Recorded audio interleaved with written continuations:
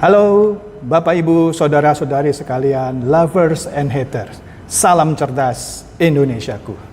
Berjumpa lagi kita pada kesempatan kali ini, yang mana pada saat ini saya akan membahas kasus yang baru-baru saja terjadi atas seorang dokter gigi yang bernama Dr. Erik. Dr. Erik ini tabungannya hampir sekitar 400 juta dikuras gara-gara dia ganti nomor handphonenya. Nah, bagaimana kisahnya, dan di bagian terakhir saya akan ceritakan bagaimana caranya jika hal ini menimpa Anda supaya Anda juga tidak menjadi korban pengurasan tabungan atau rekening bank Anda.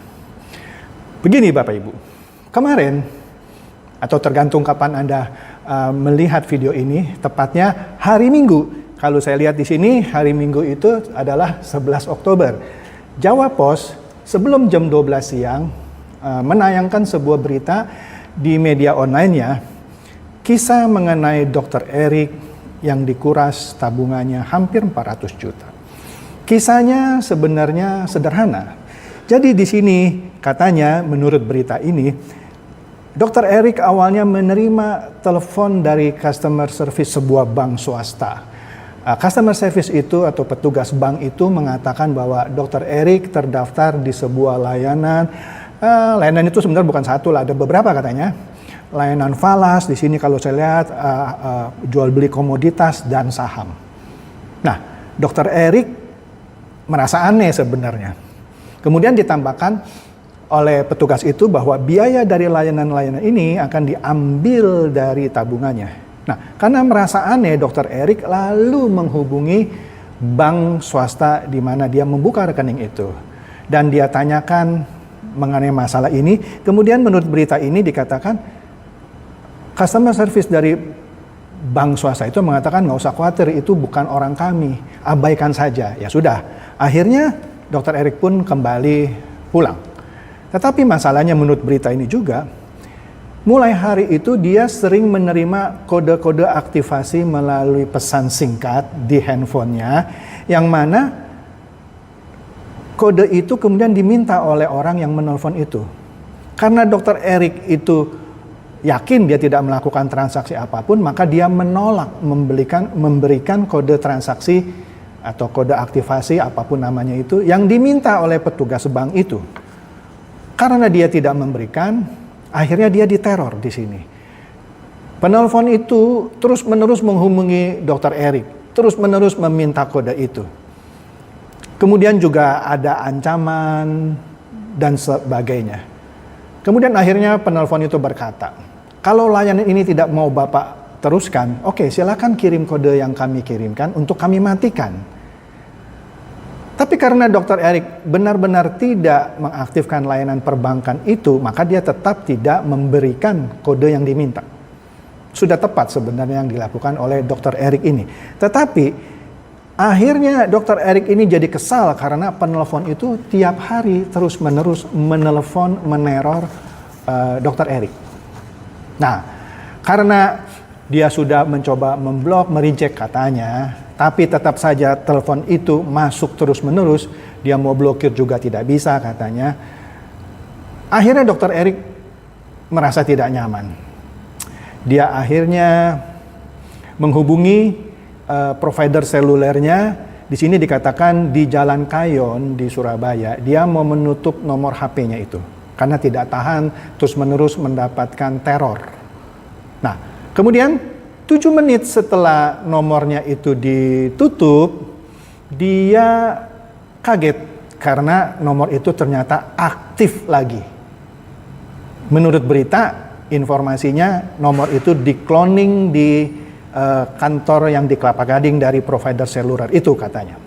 Padahal nomor itu sudah dia tutup.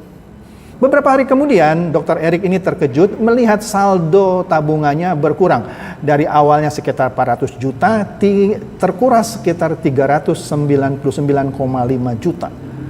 Ada sekitar 8 kali transaksi, di mana 8 kali transaksi itu mengirimkan sejumlah uang ke 5 rekening yang tidak dikenalnya sama sekali. Setelah dia cek, Ternyata itu terjadi 7 menit setelah dia menutup nomor HP-nya itu di provider selulernya. Oleh karena itu dia merasa, maksudnya Dr. Eric ini merasa dia masuk ke dalam perangkat sindikat. Ternyata pergi ke kantor provider seluler dan menutup nomor HP-nya itu, itulah yang dikehendaki sindikat tersebut. Menarik kan? Nah, oleh karena itu Dr. Eric melapor ke Cyber Polda Jatim dan Dr. Eric menggugat provider selulernya dan pihak bank swasta itu ke Pengadilan Negeri Surabaya.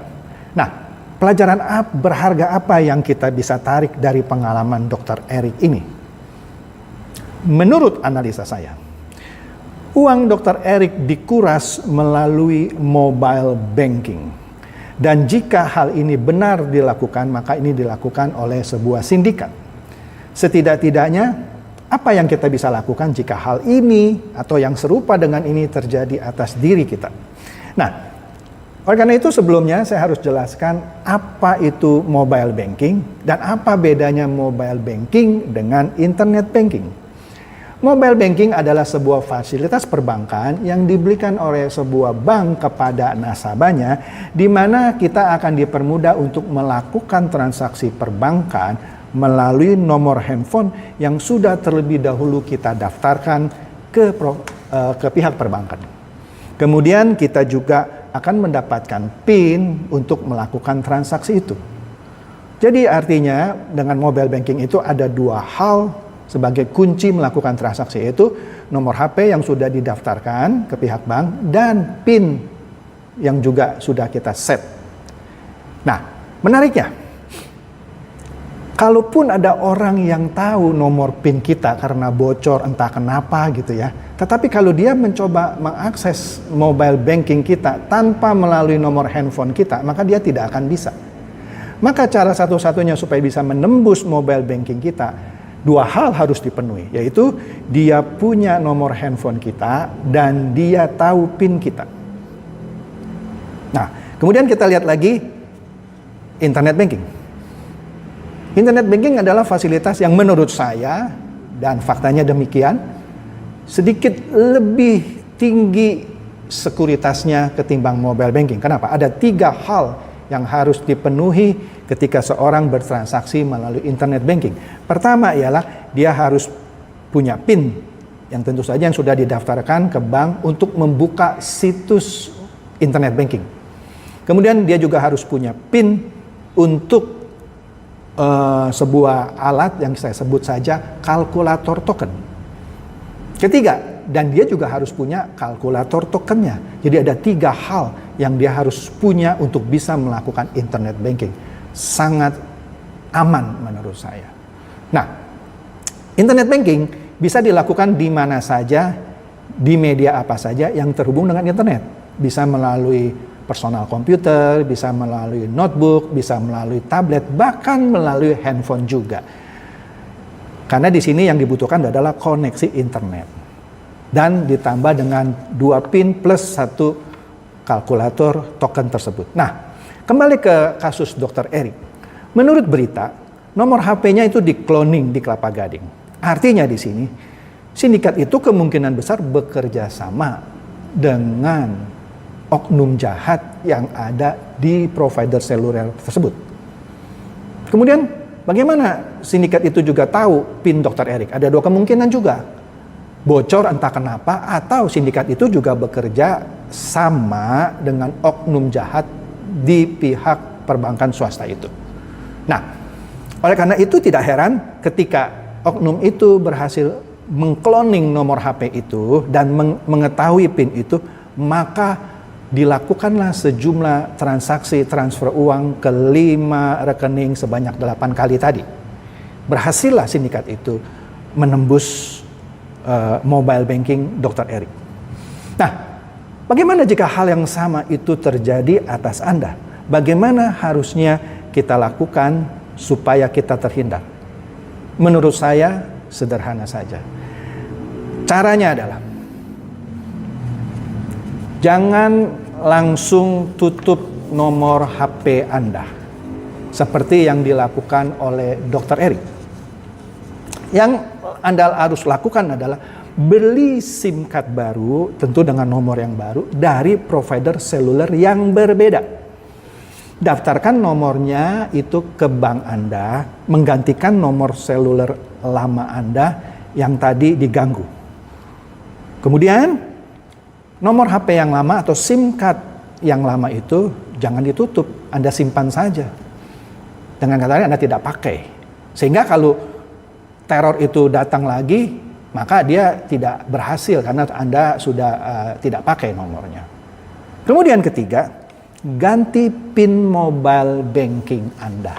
Nah, dengan cara demikian, maka Anda akan memperkecil atau bahkan mematikan usaha sindikat ini untuk mengganggu Anda lagi.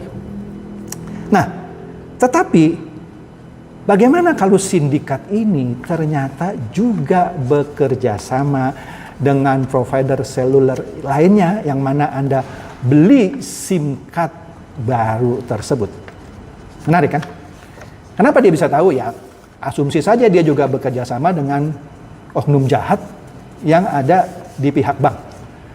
Nah, kalau dia juga bekerja sama dengan pihak oknum jahat yang di provider seluler yang baru ini, yang baru Anda beli SIM card-nya, tentu dia akan bisa meneror Anda lagi kan, dengan harapan Anda akan tutup supaya dia bisa cloning. Sederhana, buka lagi aja atau beli lagi SIM card dari provider lainnya lagi. Lakukan cara yang saya sebutkan sebelumnya. Pertanyaannya lagi menarik. Bagaimana kalau sindikat ini ternyata tapi kecil kemungkinannya dia bekerja sama dengan seluruh oknum jahat yang ada di seluruh provider seluler. Menarik ya? Gampang. Buka lagi mobile banking tetapi di bank yang berbeda. Nah, pertanyaannya lagi, bagaimana kalau sindikat ini juga bekerja dengan seluruh oknum jahat yang ada di seluruh perbankan? Menurut saya itu mustahil. Kalau dia bisa bekerja sama dengan oknum jahat yang ada di dua provider seluler aja sudah canggih dia. Apalagi kalau dia bisa bekerja sama dengan seluruh provider seluler, maksud saya oknum jahat yang ada di provider seluler, dengan seluruh oknum jahat yang ada di seluruh perbankan nasional. Wah, itu luar biasa. Tetapi menurut saya kecil kemungkinannya. Jadi summary-nya adalah jangan segera tutup nomor HP Anda. Cabut saja nomornya, simpan SIM card-nya, beli nomor baru dengan provider yang berbeda. Daftarkan ke bank Anda, kemudian Anda ganti PIN mobile banking Anda. Dengan demikian, Anda bisa mengurangi atau bahkan mematikan langkah berikutnya dari sindikat yang sudah mulai canggih seperti ini. Demikian tips dari saya. Semoga mencerahkan dan silakan share ini kepada teman-teman Anda yang Anda pikir dapat tercerahkan dan terhindar dari modus-modus jahat seperti ini. Terima kasih.